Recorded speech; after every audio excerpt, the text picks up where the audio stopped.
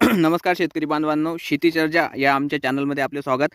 बघा, आपण फायटर या मक्यावर फवारणी करणाऱ्या जैविक कीटकनाशकाविषयी व्हिडिओ बनवला होता आणि या कीटकनाशकाचे प्रभाव खूप उत्तम आहे हे मी तुम्हाला सांगितलेलं होतं। पण कसं आहे मित्रांनो, आता शेतकरी बांधव हुशार झालेले आहेत, त्यांना डायरेक्ट रिझल्ट पाहिजे असतो। रिझल्ट जर नसेल तर त्या कोणत्याही गोष्टीवर विश्वास ठेवत नाही। तर बघा, मी तुमच्या समोरच मागच्या पार्टमध्ये व्हिडिओ बनवला होता फायटर कीटकनाशकाविषयी आणि बघा एक एक नमुना त्याचा दाखवतो आहे। अशा प्रकारे बघा, ही लष्करी अळी या मक्यावर याचा अटॅक झालेला होता आणि अशा प्रकारे मरून पडलेले आहे। बघा, अशा प्रकारे अशा मोठ्या मोठ्या अळ्या डायरेक्ट जागेवर खतम होतात आणि एक वेगळ्याच प्रकारची चकाकी या ठिकाणी मक्याला येत असते मित्रांनो।